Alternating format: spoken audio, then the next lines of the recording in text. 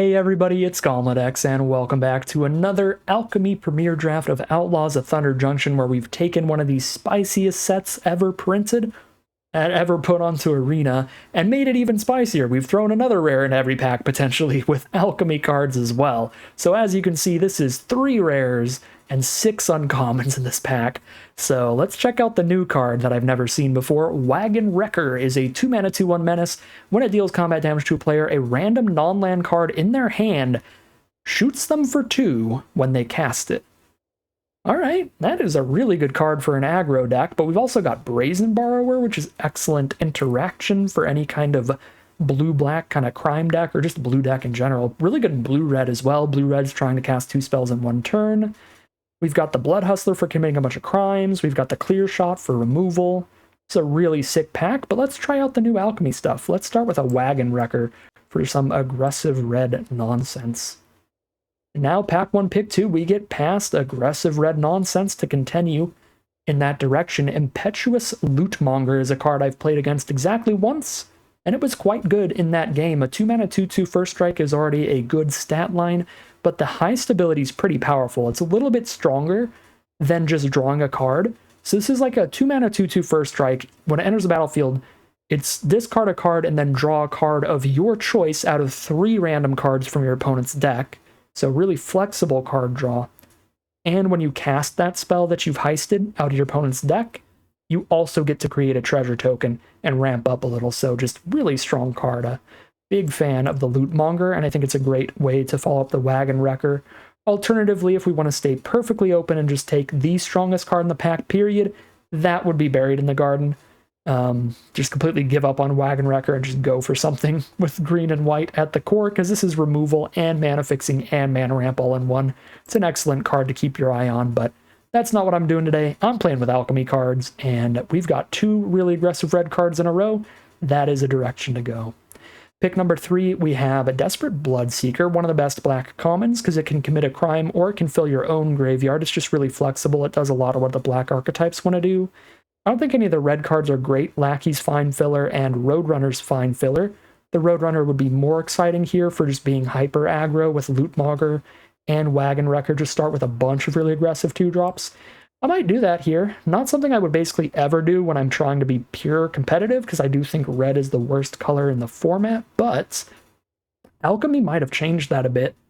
Like, when you get great bombs in any color, including red, you should still probably play that color. And it's not like we have bombs, but we have really efficient aggressive creatures in the color between the Lootmonger and the Wrecker. So this is a better red start than most I would see in the format. So I think taking Roadrunner's perfectly reasonable here. There's also really big beef in green. There's the Prairie Dog, which gets big fast. It's just a super good pack. Pick 4, red is now dry. We have Discerning Peddler, which is the infinitely worse version of Impetuous Lootmonger. Impetuous Lootmonger is Discerning Peddler on Halo. They crushed it up and snorted all of the actual factual angel dust, and now they have first strike, and you pick what you draw, and when you cast it, you get a treasure. So I'm not going to play the way worse version when I already have 3 good 2-drops. I'm going to speculate off color this pack. The unfortunate part is there isn't even anything good to speculate on off color. Hard Bristle Bandit isn't really a card you want in a super aggressive deck. It's ramping into high mana value cards, so it doesn't work well with a bunch of super aggressive 2-drops. Bloodseeker could be fine if we're Rakdos, but Rakdos is one of the few archetypes that contains black that doesn't really care much about the enter the battlefield. It is still a crime. Holy Cow would be fine. Evasive creatures play okay. I don't know, there's nothing great here. I'll just take the Bloodseeker still, I guess. Commits a crime when it hits the board, that could matter if we do go Rakdos. Pick 5 now. These red cards are, again, pretty weak. Repulse is a really good blue card, but blue-red tempo aggro would be pretty hard to build, because I think all of blue's best cards in this format are spells, and they're mostly a bunch of defensive spells, so they don't pair super well with aggressive red creatures. Green-red can still be pretty aggressive, and Throw from the Saddle would be nice for that archetype, because you're getting 1 extra point of damage in while clearing the path to send your creatures in. Also, Stable Master would be perfectly fine there, too. I mean, a 2-mana 2/2 that can beat down and also ramp into your big creature later. Pretty sweet, too. I think I'll take the Throw from the Saddle here. Maybe push to green-red aggro. All right, happy to be in red. We still see a Cunning Coyote here. Pick 6. This is a really fun one to plot out turn 2 and then give your 3-drop haste and beef it up. Cool, aggressive 2-drop. Pick 7. Naturalist is a really good card. Just in general, as a 2-for-1 value play, picking up a land and putting a creature on the board, but it's a 2-3 for 3, so it's not like a good stat line for an aggro deck, and we are aggro. I think I'm still going to take it and start cutting a little green here towards green-red as our path, maybe. Because there's nothing else I really want to play. Quilled Charger would be like the option. But I'm not exactly like excited about a Patient Naturalist for this deck. I would be excited about Patient Naturalist in most green decks. Just not this one. I don't even think Fling's that good, even if you're super aggressive. Could be fun, though. We could also, again, try to do super aggressive blue-red with this Crom. Seeing a Crom pick 8 could be a fine reason. But Take Up the Shield's an absurd combat trick for anything aggressive. Really just anything in general. I'm going to speculate on the Take Up the Shield towards Boros. Pick 9. Irascible Wolverine, if your mana curve is really low, can be a good value play. Alternatively, the Keykeeper is nice here. Tapping non-mounts to get damage in. Gigapede's also a good top-end card, but I like that really in green-black where you can reanimate it and ETB again. Just gonna stay like mono-reddish here. Never been that deep on red. Ironically enough, the most red deck I've played in this format in a long time was my Arena Open draft deck, because I'm just really not high on red in the format, so surprised we ended up playing red at the most competitive high-stakes event in the set, and worked out. Grab another white card here. Reckless Lackey looks fine. It's an outlaw, it gets some damage in turn 1. And it could be fun to try to do mono red. You're definitely never supposed to be mono card in this format, but I like to do some silly things when they look available, and it looks available here. None of the red cards are getting picked up. Take for a Ride makes Fling good if it gets passed, but I think it's too late. I would have been like pick 16, so if future Flings get passed, Take for a Ride is one of the very few ways to actually do that. You steal your opponent's creature and throw it at their face. We open up another red rare. God, this pack is nuts. We have Bristly Bill out of green. This has to be a really good alchemy rare. 3 mana, 3/3 prowess. When you cast your second non-creature spell in a turn, you put a Mox Sapphire into your hand. You do that only one time, but that is mana ramp. You can give instants and sorceries in your grave flashback. Good lord, that is a really good rare. Because you cast your second... Oh, you have to cast 2 non-creatures in one turn. That's actually kind of difficult in draft. It's not second spell, it's second non-creature spell. Still pretty good in blue-red. But Bristly Bill's insane. You just landfall into +1/+1 counters, and if you're ever flooded, you just keep doubling them up. Sapphire Collector's cool, but I don't expect, even building around it a lot, to be able to cast 2 non-creatures in one turn all that consistently. All you have to do consistently for Bill is play lands, and you're good. And it's a great aggressive card. It's a 2-mana creature that keeps putting more power on the board. What is this? Switchgrass Grazer. 4 mana, 4/4 haste. When it attacks, deal 1 to any target. I already like that card. That's a solid card.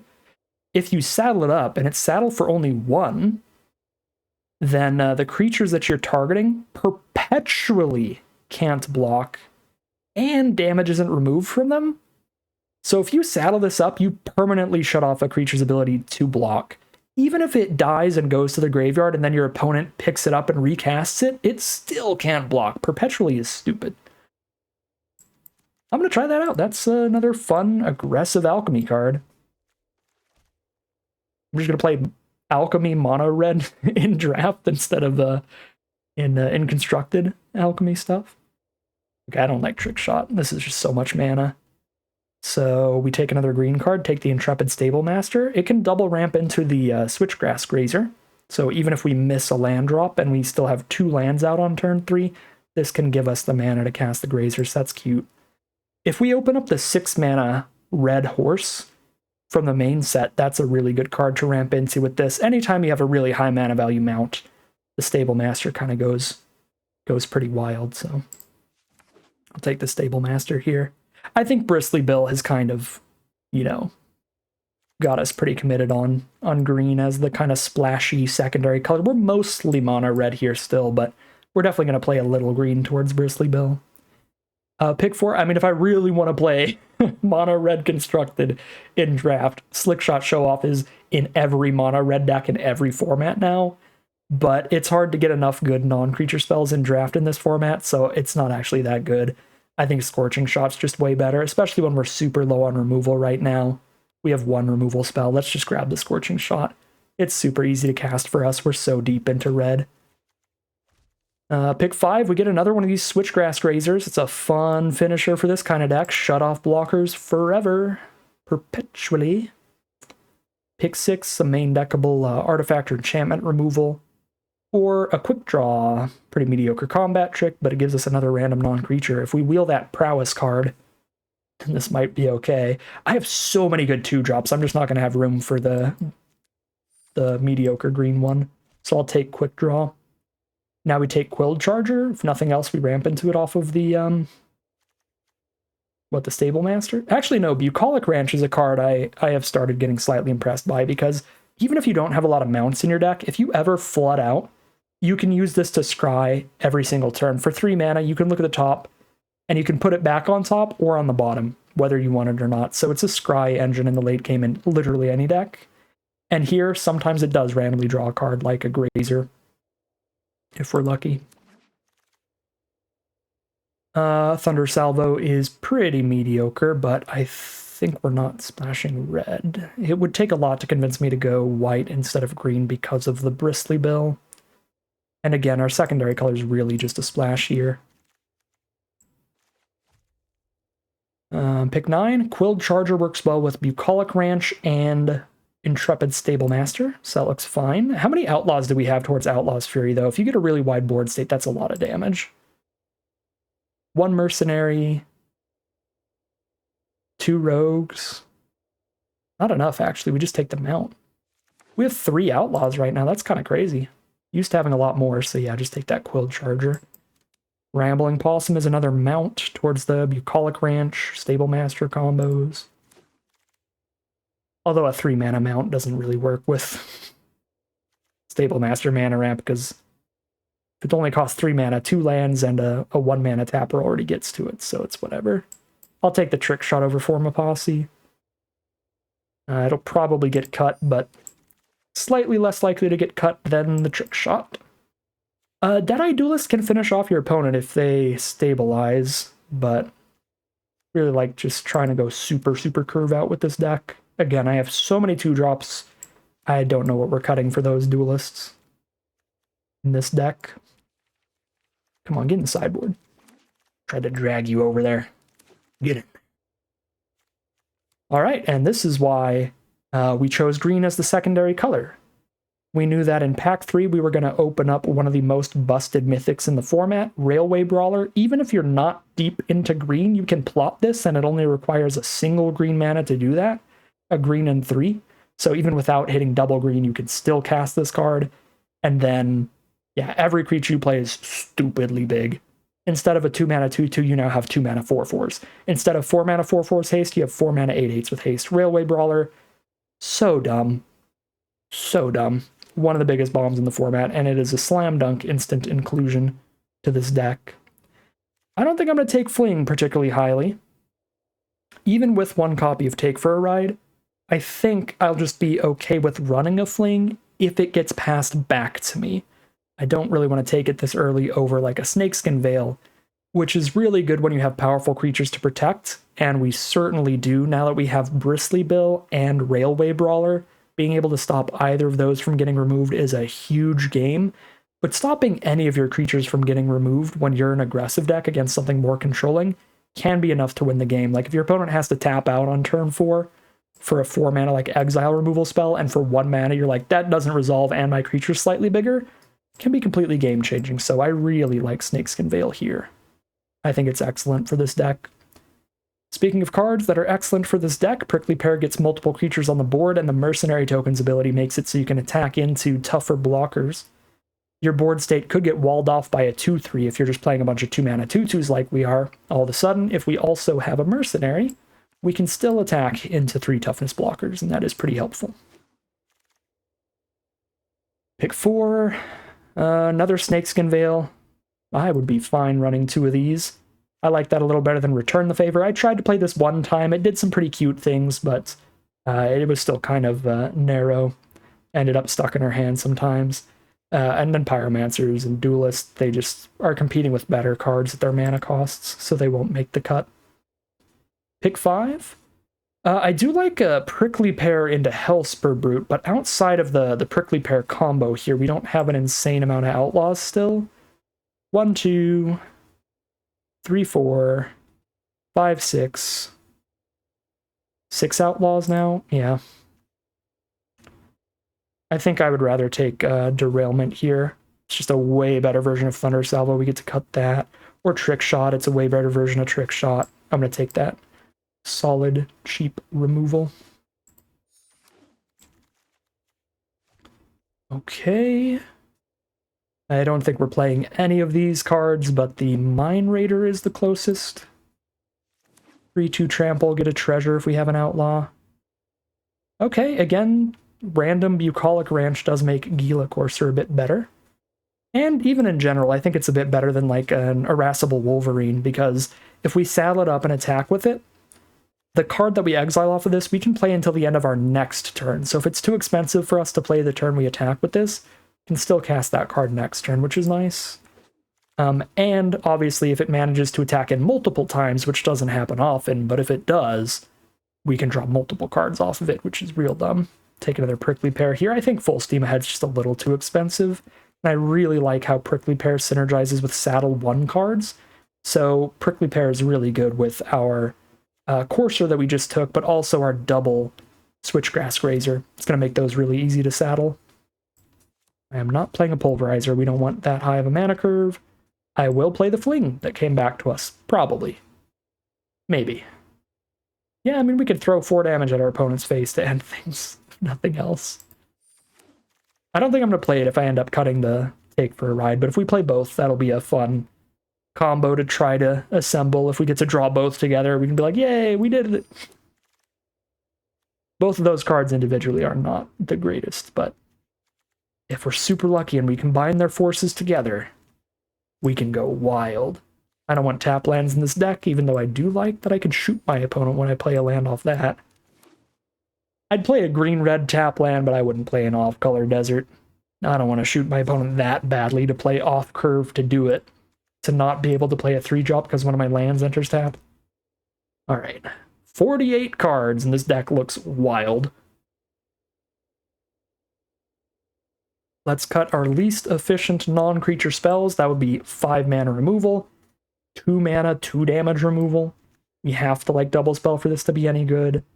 And then probably like quick draw, 1 mana trick here. 1 mana is efficient for a trick, but it's just +1/+1 first strike.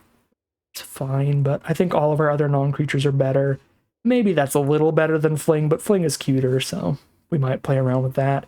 Then we cut a bunch of creatures, probably mostly 3-mana creatures, so we can still curve out really aggressively. And since we can plot the Railway Brawler with only 4 mana, we might cut a land here as well, go to a 16-land deck for super aggro stuff, which would be 3 spells and a land get cut. So we just cut 4 creatures and call it a deck. It's a 17-creature deck. Yeah, that looks nice to me. Let's cut 4 creatures. So let's drop the Sterling Hound, the Naturalist. Not a synergy piece for this deck at all. Mine Raider, we don't have a ton of Outlaws. We've got a bunch of random mounts in here. Quill Charger, Possum. Courser, I think, is better than both of those. But I don't think any of these mounts are super good. I only need to cut 1 more creature now, though, right? Because we're cutting these, and we're cutting 1 land. Yeah, so I only need to cut 1 more card. We could cut the Discerning Peddler, because I already said I just have a way better version in the deck. I think all of our other 2-mana cards are better than Discerning Peddler. Yeah, every single one of these 2-drops is better than that. We'd still have 6 2-mana plays, 2 1-mana plays. We could ditch a Reckless Lackey. It's just poking for 1 for a while. But then it does cycle itself away to try to find something bigger later when it gets blanked. It's just, I've never been all that impressed in this card, or with this card. It always does feel pretty filler, but it does its thing. It sits there. It says hi. But it was in our recent Rakdos deck, our most recent red deck. And it was fine. Yeah, I mean, with double Prickly Pear, I kind of like just keeping all the Saddle 1 cards in. Cold Charger's still a Saddle 2, though. So that could be a cut, maybe. And I guess that's something the lackeys can do. Once our opponent has 2/2s on board and they just suck, they can still saddle up. Something. They're good with Bristly Bill, but everything is good with Bristly Bill. Yeah, I'm still not, like, overly impressed with these lackeys. Like, we have some filler in our creatures here, no matter how we build this. I feel like they're probably better than one of these. And I'm going to keep that curve low. 16 lands here. Let's just go for the 3/4 drops. Let's drop the Charger, keep the Peddler, and call it a deck here. Okay, I do kind of want to make one final adjustment. Looking at the sources of each color, 17-7 is an awkward split when we've got a really good double green card, and also just really importantly, like, we want to have both our colors early because Snakeskin Veil, Bristly Bill, Throw from the Saddle, these are all really good to have the mana for early. So I want to have more than 6 green sources, but I don't think I can cut below 9 red with this much red in the deck. So I kind of want to just cut Bucolic Ranch to have a 7th green source. I think the fact that this is colorless is actually pretty painful for this deck, even though it is just a 2-color deck, and probably not worth the flexibility, right? Because we're such an aggressive deck that I rarely think we're going to get in a position where we can constantly use this thing. Like, if we ever get in that position, we're probably losing anyway. We just don't want the game to go long at all.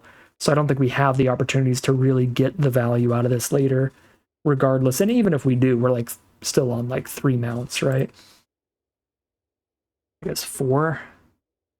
1, 2, 3, 4. Yeah, we have 4 mounts, so it's just going to be an expensive scry. That's a hard mana sink for an aggro deck. I'm going to get a 7th green source in, but then we'll go ahead and call it a deck there. All right, here's a look at the final deck list for today. We're on a really aggressive Gruul aggro deck. We were pretty close to like mono red here, kind of keeping that secondary color open, taking a bunch of really aggressive red alchemy cards like the Lootmonger, little cheap First Striker. That's also some card selection, the Wagon Wrecker, cheap Menace card that also shoots our opponent in the face as they cast their spells. That can be a ton of damage. And then a couple Switchgrass Grazers as well. Big finisher here, a 4/4 haste that can shut off their blockers forever. Like, perpetually just means that creature gains the ability that just says it can't block, even if it switches zones. So if that creature dies and gets reanimated, or if they bounce it back to their hand and like flicker it, it still can't block for the rest of the game. So that's a pretty spicy finisher as well. So that's the core of the deck, is really aggressive red cards. But we also opened 2 really strong green mythics. So green is the secondary color here. We've got the Bristly Bill to keep putting counters on our board just as we're playing lands, and one of the strongest rares in the whole format. Honestly, both of these are probably some of the strongest rares, but Railway Brawler is the really absurd one.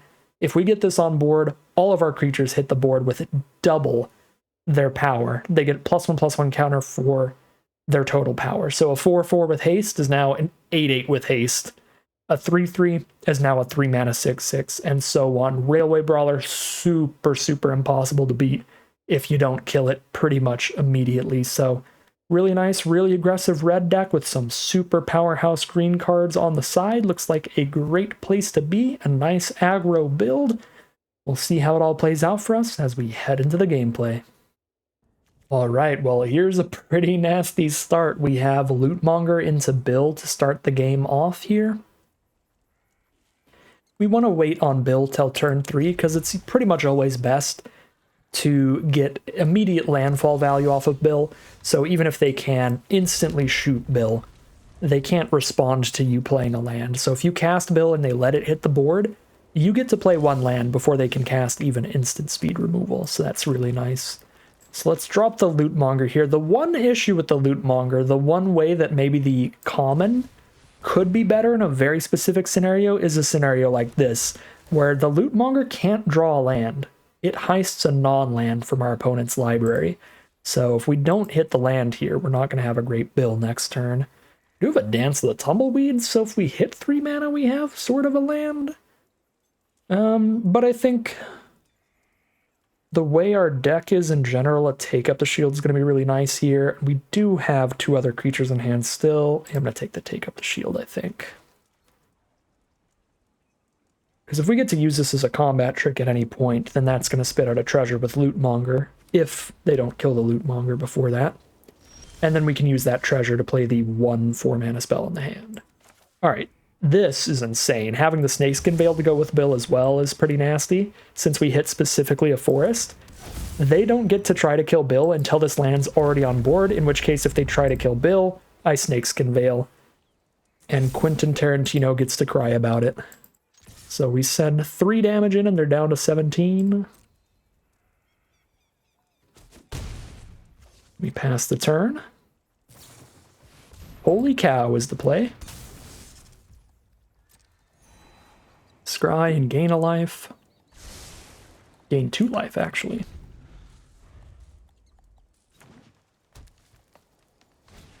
Mystical Tether. Probably trying to kill Bill. Yep. Absolutely not. We have canceled that film. Unless they go for Volume 2 next turn, it could happen. But then they're really far behind because they take so much damage here already, and I can hold up a take up the shield here. Since I can't cast a creature anyway, I might as well. I'm not exactly going to throw from the saddle or Scorching Shot this holy cow. I mean, I don't even have the double red to do the Scorching Shot. So yeah, we're holding up a take up the shield here. And even if it is exile removal from our opponent again to where we can't stop it with take up the shield, we can still at least get the treasure to know that we're slamming down the 4/4 haste and getting a bunch of damage in next turn. Okay, and if it's no removal, I think I still do this to lock in the Grazer as a play.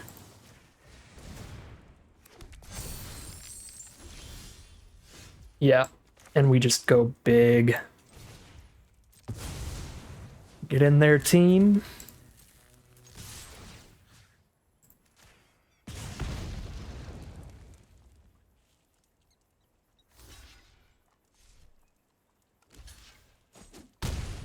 Alright, the chump block from the holy cow. Could have saddled the Grazer, had Bristly Bill riding up on it. Not like that.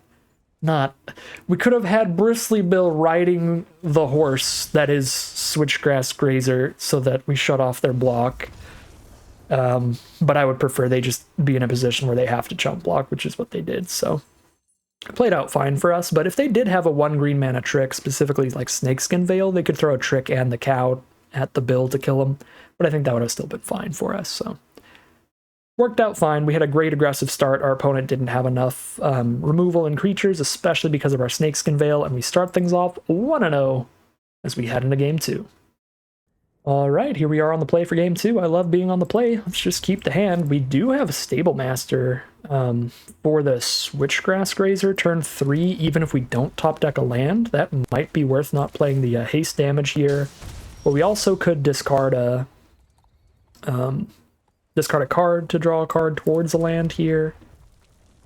You know, I like Roadrunner into Prickly Pear into Switchgrass Grazer, since we did hit the land. That does require hitting 1 more land in the next 2 draw steps, but every single land in this deck is basic, so literally any land will do it. We can't hit a tap land that keeps us off Grazer. And there we go. There's the untapped land. I guess it did need to specifically be a mountain, because we needed double red. But it worked out. This was maybe a little greedy, but we won the lottery, as we have been doing in the format lately. It's going to be a Thunder Salvo. Tyrant Scorn, same difference. Goodbye, Roadrunner. The Coyote wins again. It's actually a rarity. This is a flavor fail. The Roadrunner always wins.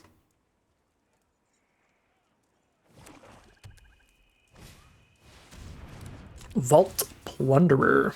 Drawing a card, getting that 3-1 blocker. You want to know what's real good against a 3-1?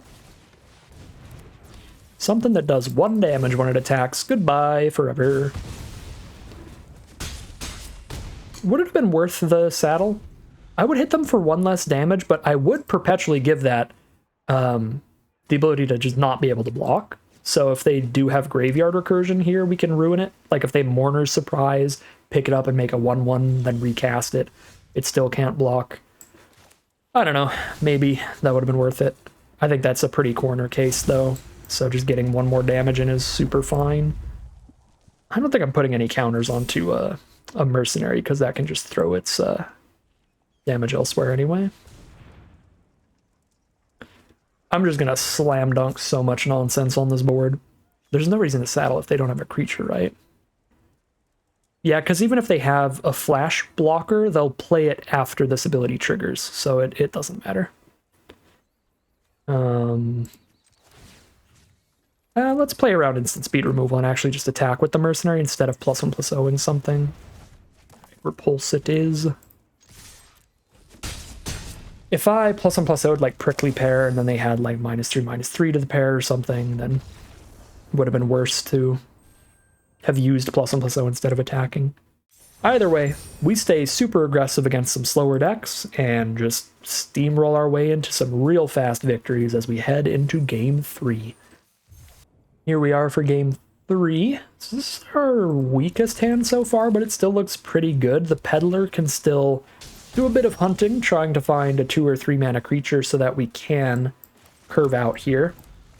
2-drop, 3-drop, 4-drop ideally.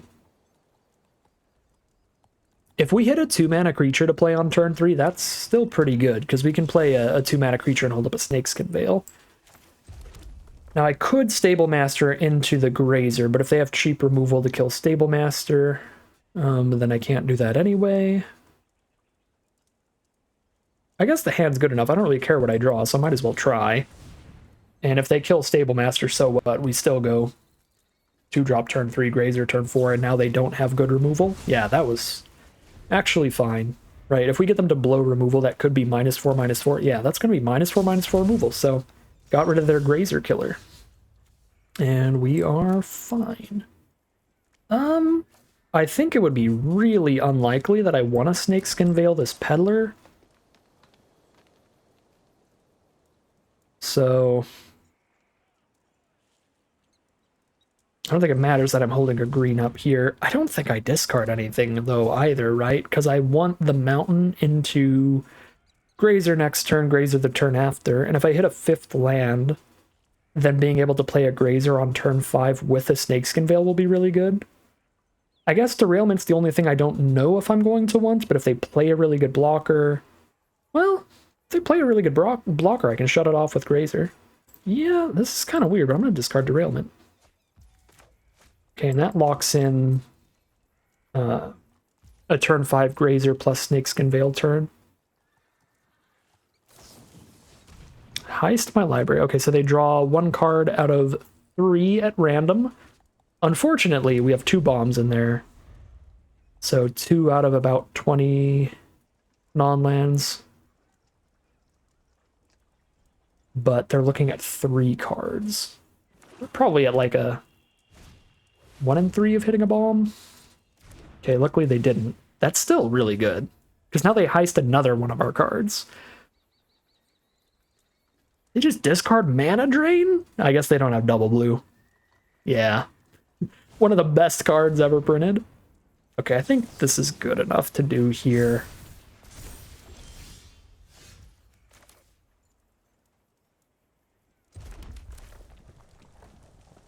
Grazer.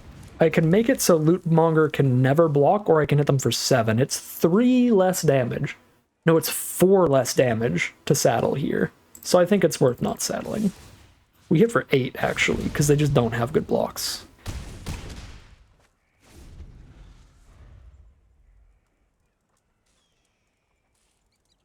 Alright, I probably just shouldn't have discarded to the Peddler. But, well, we hit them for 8 again this turn, and they're down to 4? Uh-oh. Now we're flooding. Now it really looks like we shouldn't have discarded the Peddler. Just like one random explosive thing over one of these lands would make me feel a lot more comfortable about my position.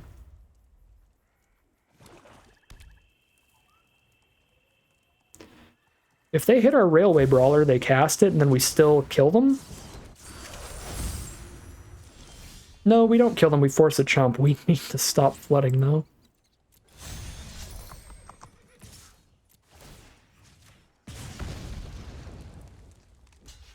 If we kept the explosive thing, they would just be dead this turn, though. Oh, that play looking so bad at this rate.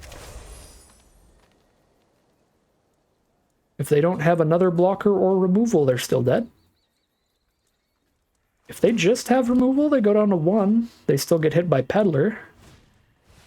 No, Rutstein? Oh, that's bad. Oh, they don't have a creature engraved. Never mind. Oh, but double creature with the Brawler? Ew? God dang it. That's so annoying. Just died of my own freaking railway brawler. God. I mean, yeah, we're dead, right? Running Coyote.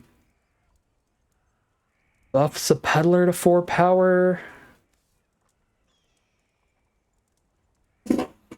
But I die on the crackback. They're not dead here, right? I say 1 creature camp. Oh, they are dead. Oh, I'm so sorry, opponent. I'm so bad at math. I'm so sorry. I just slow played them because I'm just so stupid that I didn't see that I have lethal. Oh, no, I don't have lethal. Wait. No, I do. Because these are both 4 power, and they can only have 1 blocker. Why am I so bad at Magic? Why do you watch these videos? Of all the people you could watch. That took so long to find lethal in my head for some reason. I don't know what's going on. I need to recalibrate or something, but we're at 3-0 now. I'm going to turn the button. I'm going to turn myself off and back on again and see if that fixes things as we head into game number 4. Maybe we can start playing better then. One thing in the future for sure, I don't think I'm just going to gamble away like a solid card. Like, sure, they had no creatures on the board, but like, if they ever play a blocker, it's still going to be good to derail if they ever deal with the Grazer. And even though they didn't manage to kill the Grazer for a while, this still would have been good because they played like 2 blockers. Right? Yeah, they dealt with the first Grazer, but I still had the second one around making things unblockable.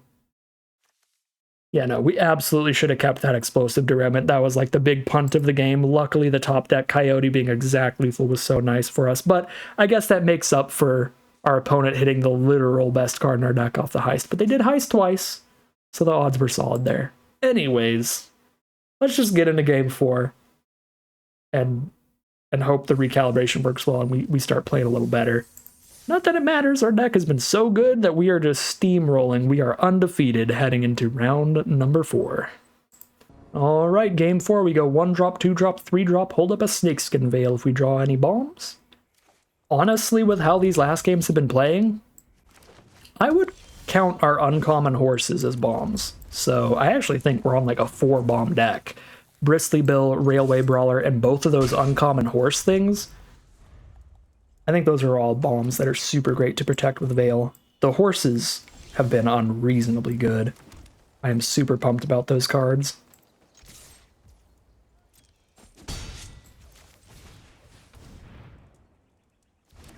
Again, 4/4 haste ping for 1 every turn already felt solid, but the saddle just permanently shutting off blockers is just nasty.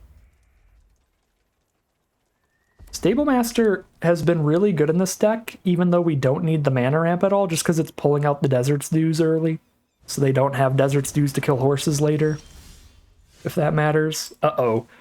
We do not have cheap removal for the Scalestorm Summoner, which means if they do anything to play a 4-power creature or make this 4 power, we are going to get annihilated by a gigantic army of dinosaurs unless we hit our horse. Our horse can keep killing a dinosaur every single turn.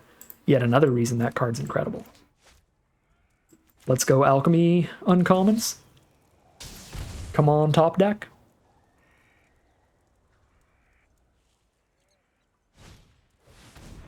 All right, that's not a 4-power creature, so we are fine. We're doing A-okay. Explosive derailment. That is going to be so rude. Next turn. I want to wait till I have 5 mana so I can kill both their cards, but that's going to kill their Gardener and their Summoner. It's just like unreasonably rude.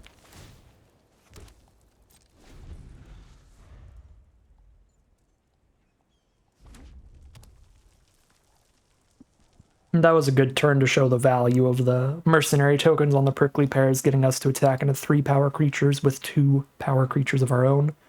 So threatening to trade up really well. Although they could have just taken the trade of Gardener into prickly pear, that'd be a 2-2 for a 2-2, but their 2-2 has a great ability, and ours does not.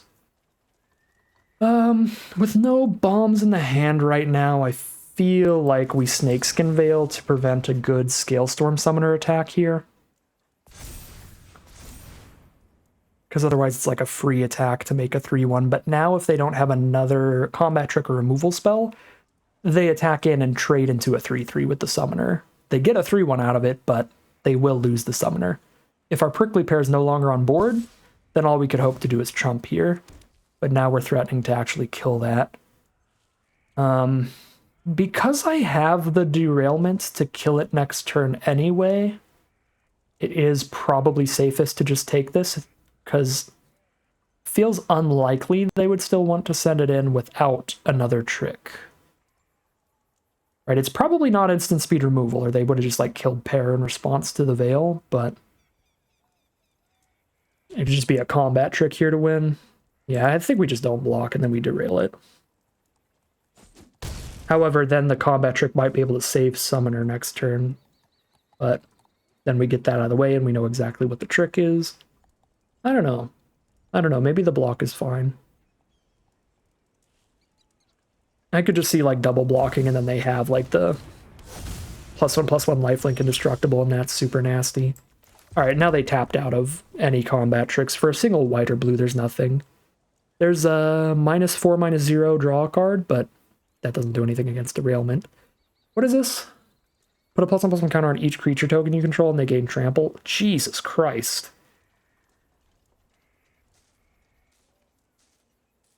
Well, that card's nasty. Summoner's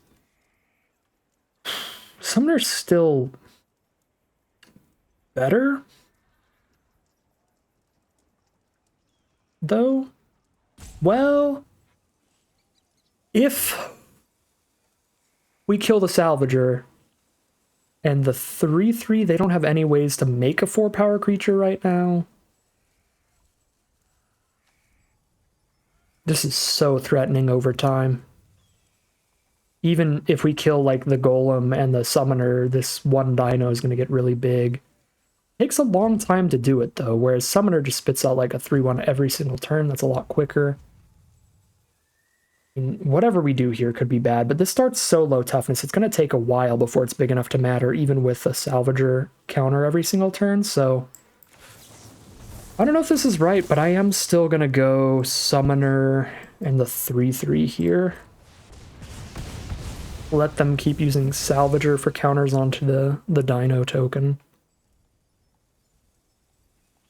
And then we hold up no blockers because they crack back for like 6 maximum. Yeah, and everybody attacks in great here. Oh, they're going to take the trade? Oh, they might actually have the -4. No, they don't. They take the trade. Okay. So now Salvager does nothing on their current board. If they have more creature token production, though, we're going to be sad. But it's like, we're taking a coin flip either way, right? Because if they have a 4-power creature, Summoner is going to be really bad for us. If they have creature token production, Salvager is going to be really bad for us. So, like, without knowing what's in their hand, it's a hard choice to make. And so far, no creature tokens. So far, so good. But I guess there's also no way to make a 4-power creature right now, so maybe neither mattered that much. And there's the Scorching Shot, just in case the Salvager matters. I'd also just kill the Oasis Gardener, so that I can just send in with everyone individually again. But I think I'm pretty happy to just hold on to this Scorching Shot and start using the mercenary +1s here for extra damage.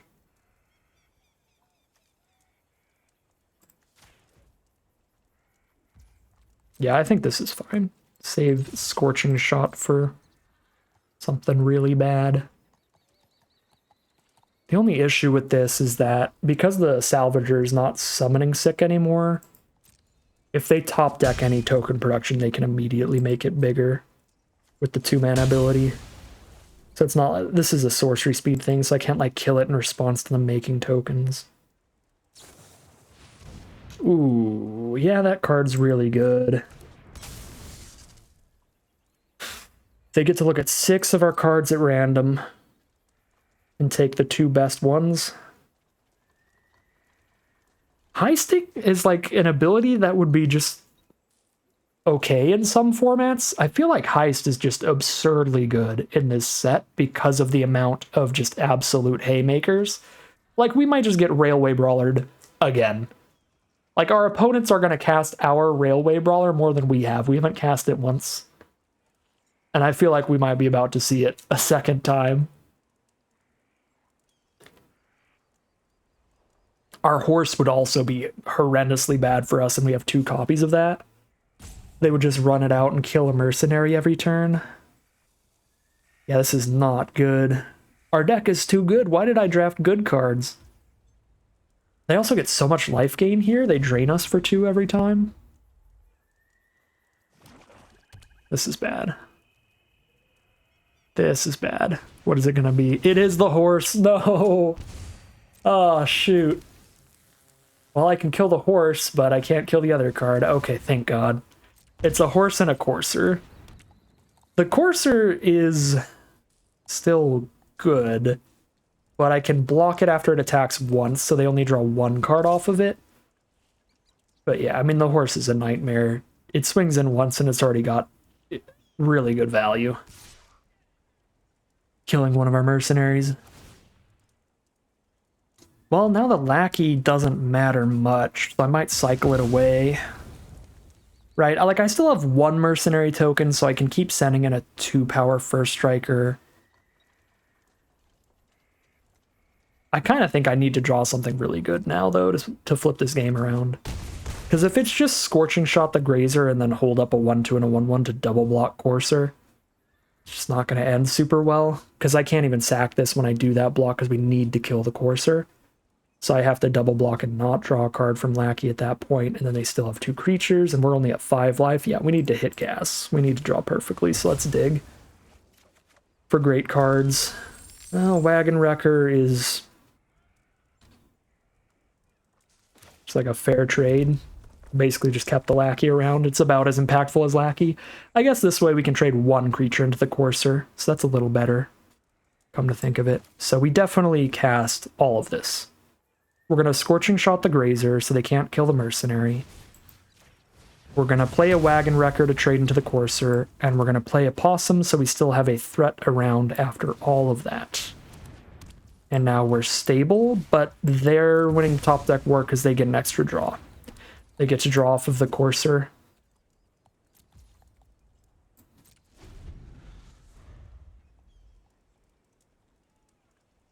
Alright, so 1 top deck and then a Courser draw.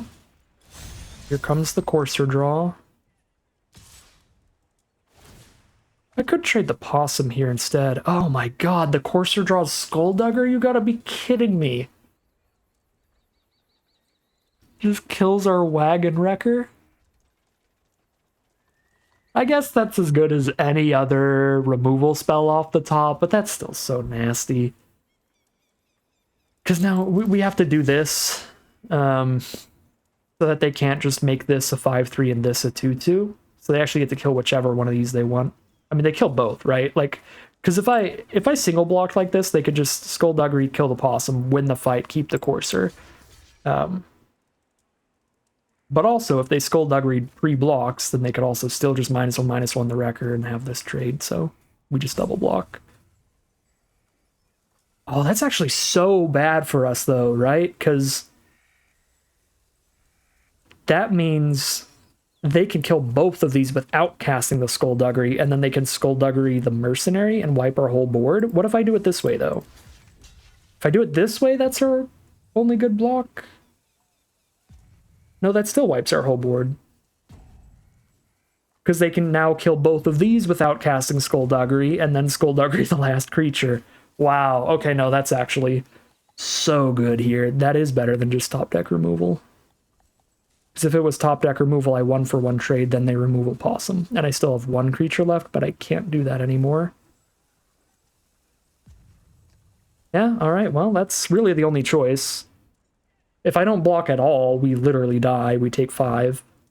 And if I don't kill the Corsa this turn, it's a consistent card draw engine to win the top deck war, so we have to just wipe the whole board and hope to top deck a Horsey. So, come on, top deck Horsey. Nope. Take 3.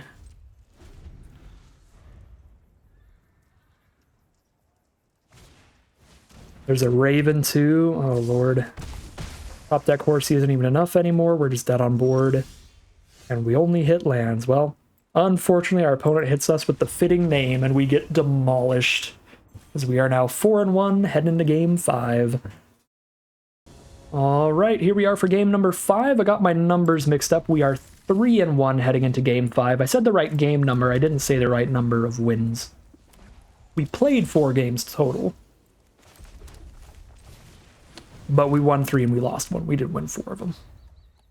Maybe we will now. Although our mana's an issue here, but red is the main color and we've got sources of that. So we have the main color all set up, which is nice.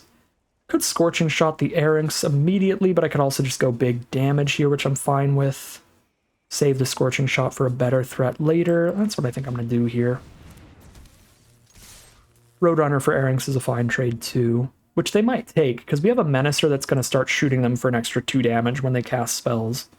So they do have to consider their life total pretty heavily here. Yeah, they're just going to take the trade. Fair. Really sad to have missed the land drop there. Any land would have been a good draw, because if we can just make it to the horse on turn 4. Right, if we curve into the horse turn 4, I just don't think we can lose, period. But now we don't get to play it till turn 5 at the earliest. Shoot the Commando. I can still get the Wagon Wrecker in, and basically any creature they play is just going to blank the Lackey again next turn, so I'd rather save Scorching Shot. Still.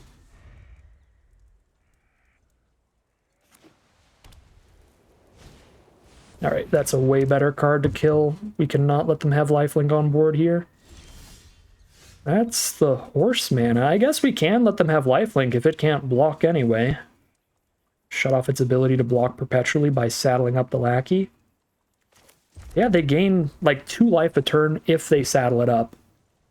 Unless they play more mounts. So let's just get the Grazer going. This card is just dumb. They have Snakeskin Veil. It's pretty annoying. That means they double block the Grazer. God dang it.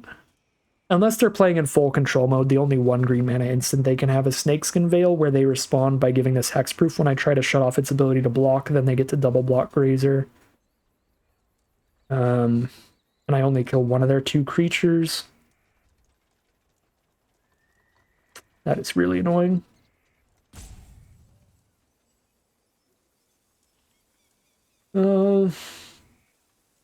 I think our hand's good enough to play around that. Playing in full control mode is such a rarity here that I'm not gonna just pretend Arena's stopping for no reason. I'm gonna be pretty confident that it is the 1 green mana instant in the format. And I think I'd honestly be okay with Scorching Shot trading into the Snakeskin Veil so that I can get Grazer attacks in later.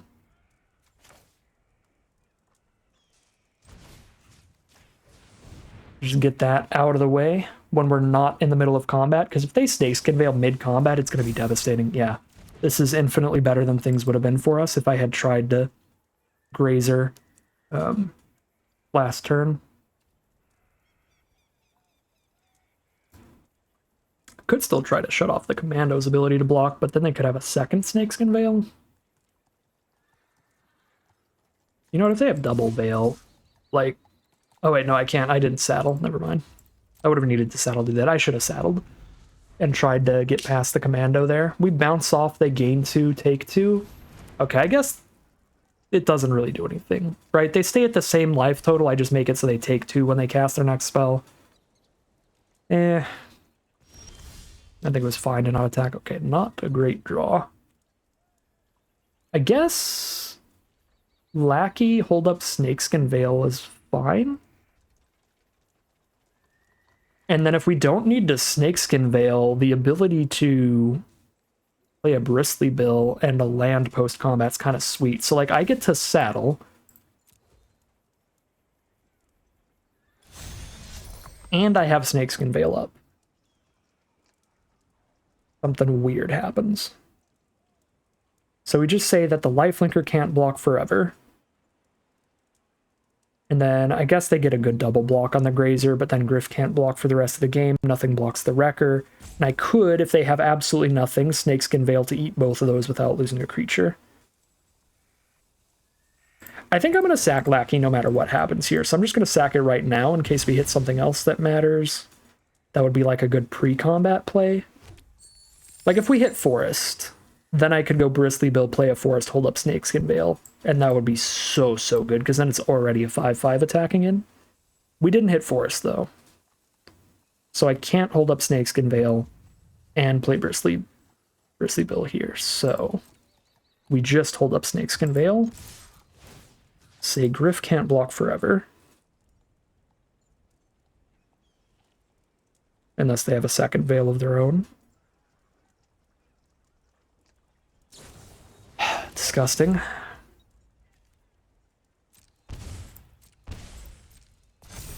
Well, now they can just block Grazer with their whole board and we're screwed.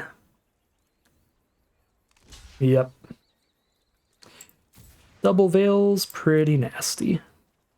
At least, well, they had that the whole time. So they had a double Veil opener? Ew. Now they've got 3-power lifelinker for the rest of the game and there's nothing I can do to kill it. Really in the deck as a whole. Wow, this is bad. Wipe the rest of the board. It's something.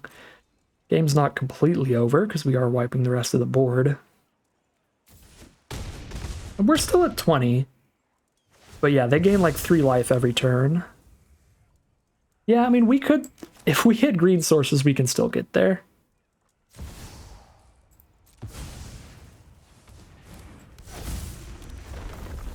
But the Snakeskin Veils were really good.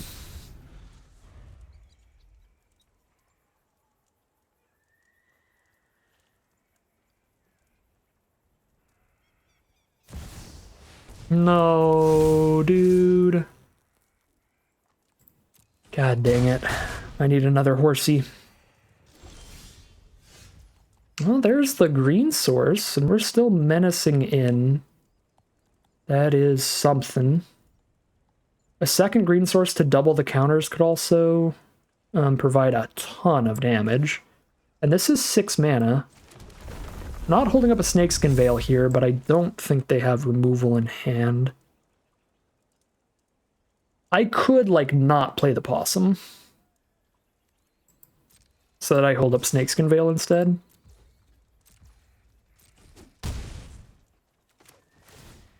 But I really don't think they have removal in hand. It would have to be a top deck here. I think I need to spread this board out. Like, having to not play a 3-drop to hold up the Veil is painful.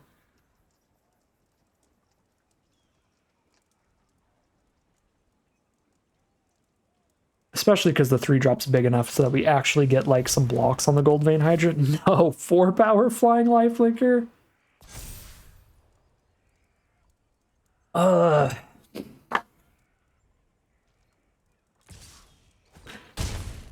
So good against aggro.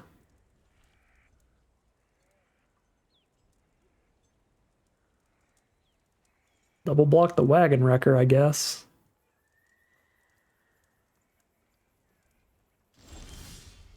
How? Mountain 6. Oh.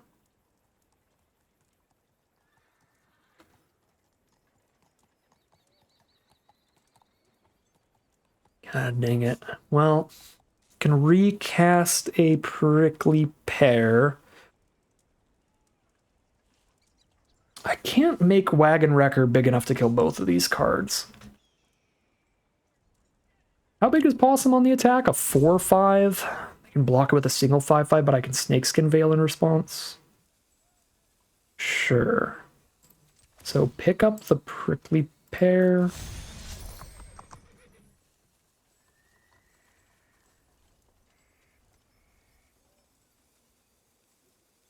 I guess I don't have to cash in the Snakeskin Veil if I mercenary up the Possum instead of the Wrecker.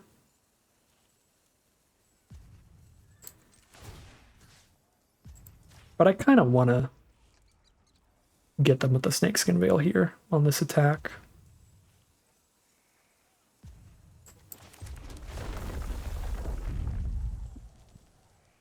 Although then I also just don't get this +1/+1 counter instead. They put this on the Wrecker, they just double block there. Yeah, I guess I spread this out and just don't worry about Snakeskin Veil. This means more damage this way. I feel like if I put that extra counter on the Wrecker, they're just going to double block that. Take a little less. But this is good damage here. Oh, we're actually dead on board to all the flyers. If they don't block at all, we die to the flyers, because they can saddle up the Griffin. It gives itself +1/+1. Shoot. Well, it's not like we had any alternate line here or anything. That's the best we can do. We had another green source. This would be 5, 10, 11, 12. That's still not lethal. All right. You got me.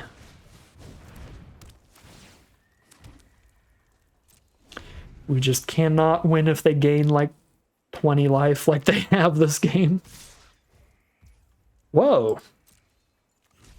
Opponent chooses not to go for onboard lethal, but that means we're probably just going to get combat tricked for lethal then.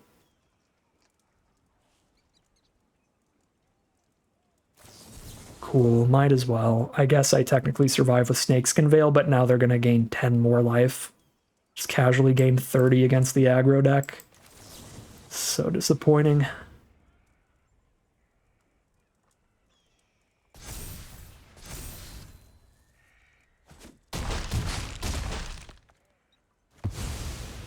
Ripperonis.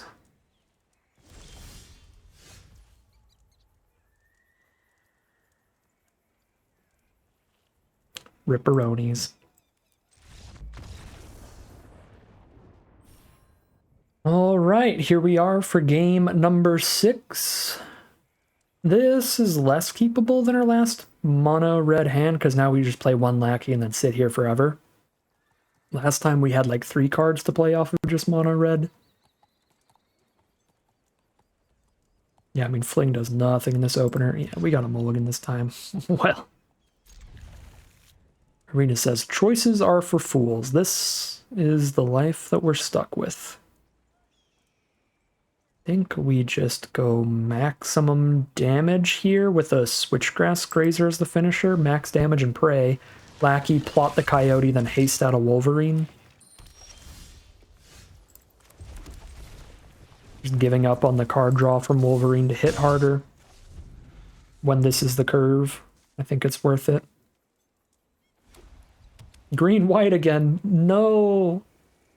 Not the best deck in the format. Hopefully, at least this time, they will play 0 lifelink and we'll be fine. Just play 0 lifelink, please. Thank you.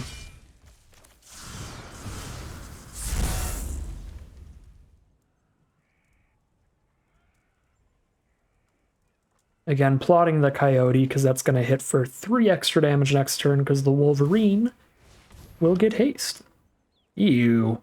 Mana fixing and gain 3? I did not specify I didn't want them to gain any life. I just said I didn't want them to have lifelink, so that's on me. That's on me on that one. Oh my god, we have to take for a ride fling combo? We did the thing? One time, maybe?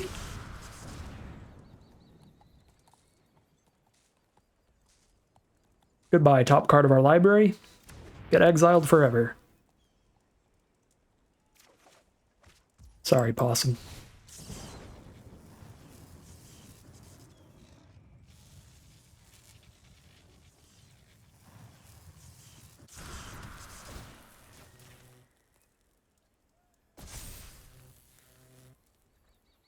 Charge! Holy cow.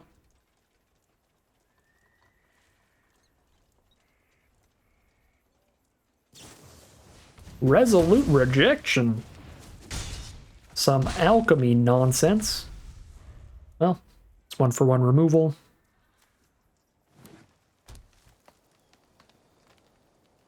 Get ready for my alchemy nonsense. Top deck land, top deck land, top deck land. Shouldn't have said a word. I would have drawn the land if I shut up. No! I really need to specify when I ask for things. That is gain 3. The take for a ride fling combo is going to be good here, but gross. I feel like I really need Grazer mana, and I need 5 mana is what I need. I need to take for a ride plus fling, so I kind of need to cycle Lackey.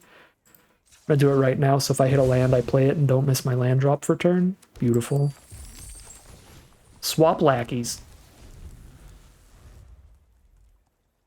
But yeah, just turning that Lackey into a land was pretty good. 3 mana, flip this card. When you flip it, it's a forest. Or a mountain, sorry.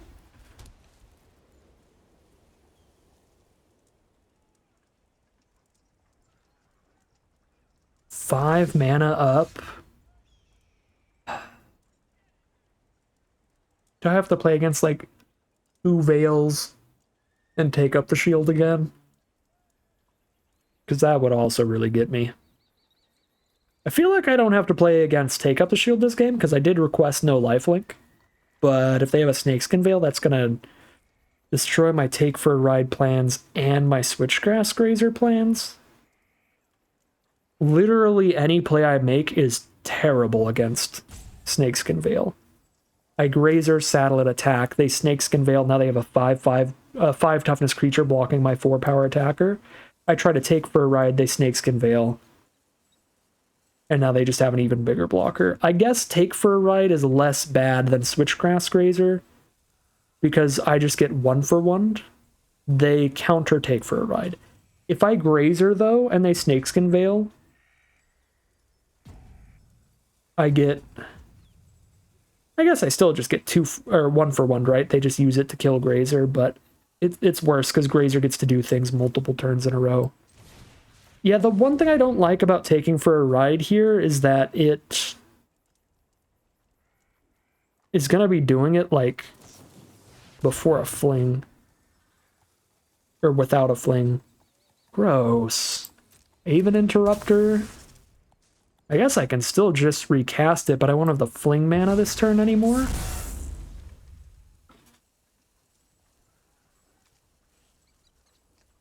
Oh, it becomes plotted, so I can't recast it right now. Well, shoot. Alright, well, since Stable Master taps for mana, we can play it and still do everything next turn. Unless they kill the Stable Master, so we'll do that. Well, I guess even if I lose the Stable Master, this is only 2 mana instead of 3 now.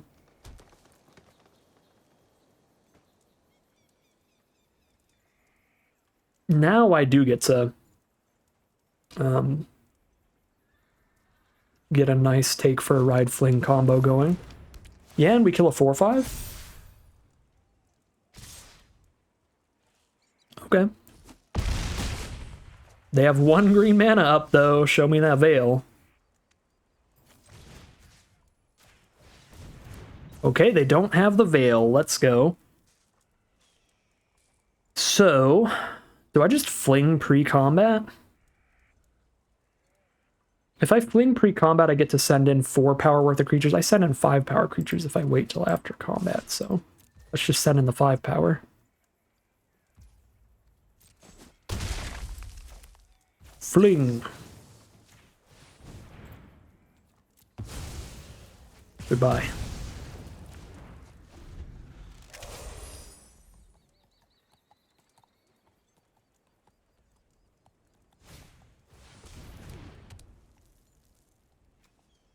What are you doing with a lifelink creature?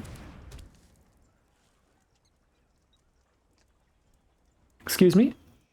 Give me a second to dial up my Wizard of the Coast contact. This is some garbage. I specifically told y'all not to do this to me.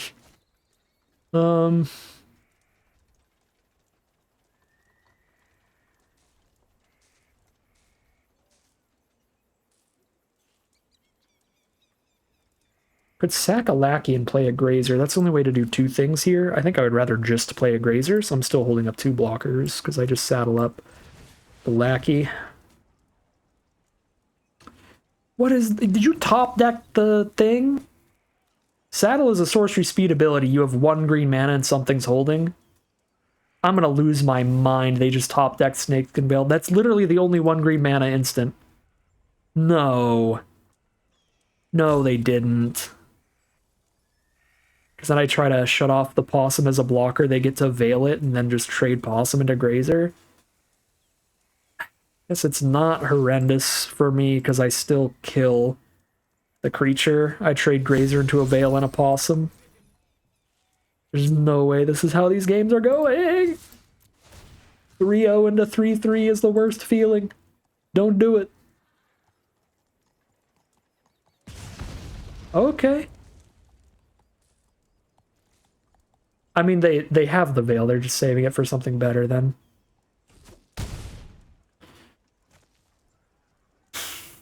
This is saddle 4. Okay.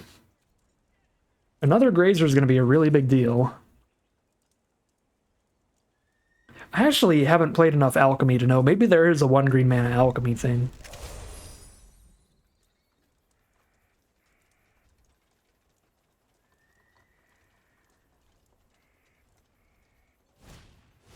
Oh, they're tapped out.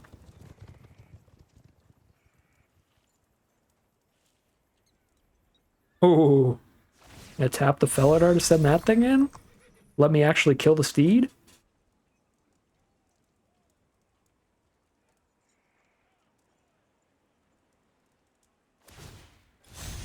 Whoa! You're so dead if you do this. No, they're at 11. And they don't know about our next Switchgrass Grazer, but they are so dead if they do this. Then we just don't kill anything and then kill them. Cool.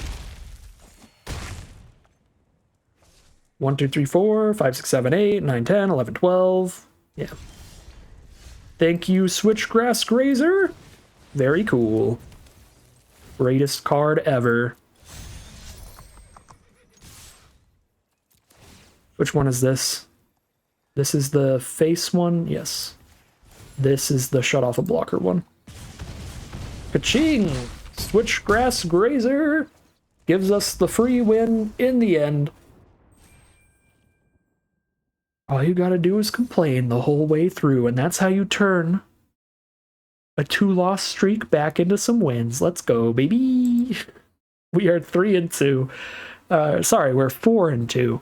Heading into game number 7, and now, no matter what, we're pretty much at least breaking even out of the event. Here we are for game number 6. We've got a turn 2 Wagon Wrecker. We also have a Peddler that can try to find a land. We've got the excellent Grazer Finisher. This is a definite keep for an aggro deck. Got that Derailment. I'm going to make sure not to discard the Derailment to Peddler this time, unless we really get stuck on mana. If it's turn 3 and we still have not drawn land number 3, I'll have to discard something. Okay, I'll discard probably Take for a Ride at that point. Unless I really think the aggro is going to work out, which might with Grazer and Take for a Ride. That is going to sneak so much damage in out of nowhere. Okay, well we hit the land, so we're not even going to Prickly Pear this turn, so whatever. Deserts do my wrecker, please. Actually, I don't really want them to do that, but it would be good for them, because it would stop a lot of damage.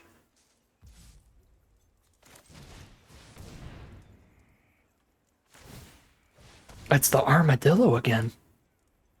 I'm not going to request anything from this point on. We've at least broke even on our gems out of this draft, so I'm good with whatever. I do think this deck is really, really solid, though, and it's super fun. So I would love to keep winning games, because then we get to keep playing the deck.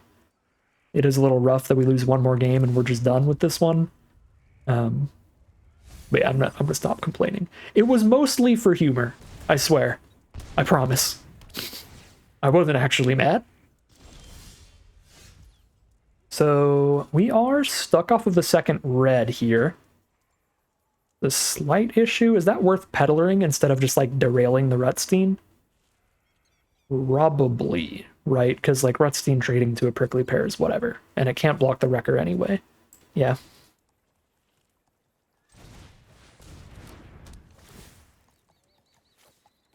Mountain. Boom, baby. That's how you do it.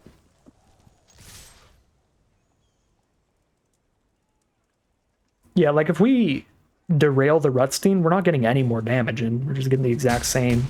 What perpetual did they do to this? Oh, if they recast it, they lose 2. So if they use Graveyard Recursion that puts it back in their hand, they lose another 2. That was our Wagon Wrecker's fault. That was not any of their cards. That's cool. That could actually matter against a green-black deck. Kind of hard to tell because their lands are very blue, but it is green-black over there. Kervek the Punisher. All right. Perpetual, oh my god, yeah, another Switchgrass Grazer. I was gonna say perpetual abilities are just really, really nice against Golgari specifically because of their Graveyard Recursion. They're just done. Apparently they have played against the Switchgrass Grazer before. Card is nasty. They do not want to deal with it. And we are now 5-2 in the money out of this draft as we head into round number 8. Oh! Do we get to cast our Railway Brawler for the first time? Our opponents have cast our Railway Brawler twice so far. We've cast it 0 times. Maybe that's about to change. Am I supposed to Stable Master first? When we have the Brawler in hand? And I can just plot it on turn 3? Probably not against Black-Red. Black-Red has tons of cheap little burn and stuff. They just kill the Stable Master anyway. So it feels like Roadrunner is the best card against cheap removal. I don't know, though. That is stupid explosive if we play the Railway Brawler before any other creatures. Like, I just don't know how they win, so we'll try it. Right, like, removal's gonna be bad for us, no matter what they kill. If we just exclusively want to play around removal, we play Roadrunner, but I don't think we do. Alright. Well, here we go.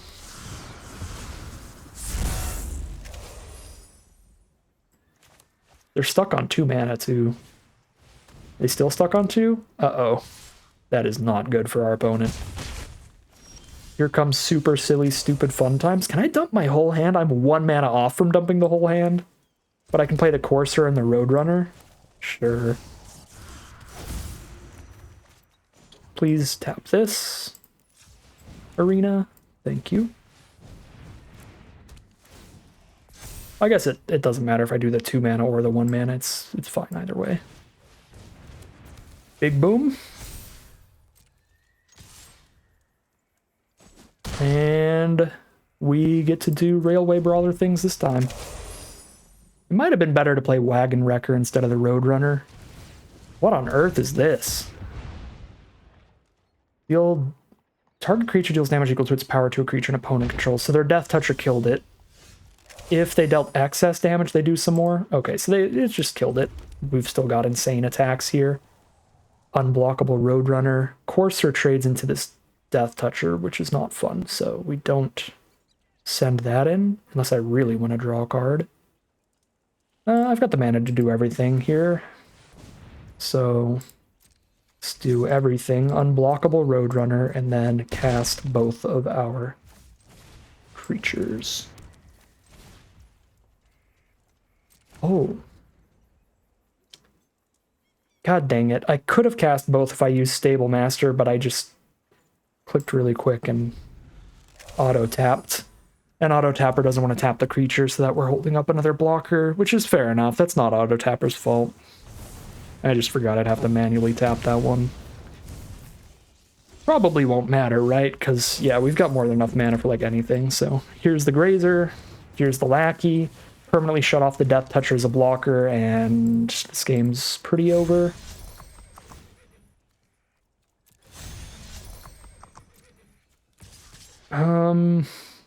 Yeah, there's the concession. Gross stuff. That time, from our Super Bomb Mythic, we have gotten to play Railway Brawler one time, and as expected, that one time just leads to an absolute win. We get an 8-6 and a 4-4 unblockable, and they have to throw a bunch of removal to even have a chance there. And they're still stuck on mana too, so a really bad time for our opponent. But we are now 6-2. We have made it all the way to the final boss, the final game of Magic for today. Win or lose, time to find out if we get a full trophy run, or just so close to greatness on this one. All right, here we are for the final battle. We have nothing till turn 3 here, and we need to hit a land. If we don't draw land, we're super, super dead. If we don't find specifically a forest, we can still Wolverine to try to get there. I think there's just a lot of risk to this. I'm going to take the mulligan on it, and this hand is certainly better. I think we get rid of Roadrunner. We have a 2-mana play. We've got a removal to play turn 3, and then we still have the Grazer on 4. I think I keep all these lands with Grazer in hand, but might be wrong on this mulligan decision. It's close. We're definitely not, like, super wrong no matter what. Ooh, I like Wagon Wrecker better than Lootmonger. The earlier you play the Wrecker, the better it is, the more damage you get to do off of its combat damage triggers. Make them lose extra life. And we're just curving out here. Since we top decked a 3-mana play. If we top deck land 4... Oh, I was going to say, if we top deck land 4, our opponent's going to have a rough time here with the Grazer. But they've got the Griff again, and I kind of want to just kill that before they have any chance of even Snakeskin Veiling, because I am just experiencing nightmare flashbacks right now, and I don't want to deal with that. I don't want to deal with a bunch of Snakeskin Veils and take up the shields and stuff, so I'm just going to kill everything they have while they're untapped, or while they're tapped out. The other way around. Definitely not when they're untapped. If we hit the land for Grazer, I think we did it. I think the game's over. And we did it. RIP opponent. Your one creature can't block. There's the concession. Hyper aggro red alchemy bombs finds the win. I do think a lot of these red alchemy cards are really good, like better than almost anything the main set has in red, so red has improved as a color in these alchemy drafts. If you see the good alchemy uncommons and stuff, absolutely go for it. Play some aggro red, especially with these Switchgrass Grazers. I think these are the biggest overperformer of the day. I think these are like mythic uncommons. They have been incredible cards at the top end of the curve, but particularly with great cards to saddle them. So the Lackeys have overperformed a lot in this deck as well, because usually they're quite mediocre, but just having some random creature lying around to saddle the Grazers has been pretty important. So we can saddle up with our 1-drop Lackey instead of having to saddle up like with our 3/3 and attack for significantly less. But really the prickly pairs alongside the Grazers were the best ones. Having 1/1 mercenary tokens to saddle it up, still attacking with everything else has been great. But yeah, just a 4-drop haster that shuts off one of their blockers forever is the perfect top end for a really aggressive deck, and pretty much all the other red alchemy cards I've seen are incredible aggro options like Impetuous Lootmonger and Wagon Wrecker, stuff like that. So I do think red aggro looks kind of sweet in these alchemy drafts, but so does everything. There's a lot of really horrendously powerful cards in the main set and the alchemy set, as we've seen from our Bomb Mythics, Railway Brawler, and Bristly Bill. So super, super sweet deck. Nice to play, like just probably the most aggressive deck I'll ever play in this format, and get a full 7-win run with it. That is the full prize out and some super, super nasty games of Magic. But that is going to end today's video. As always, I'd like to thank my patrons and YouTube members for their support, as well as you for watching the video. If you enjoyed this video and are interested in seeing some more, you can always like, comment, and subscribe to tell the YouTube algorithm to send you some more in your recommended feed. If you'd like to catch me live on occasion, you can check out the Twitch channel in the link in the description below. And if you'd like to support the channel directly, you can check out the Patreon link in the description below. But other than that, as always, thank you very much for watching, and I'll see you again soon for some more Magic Arena.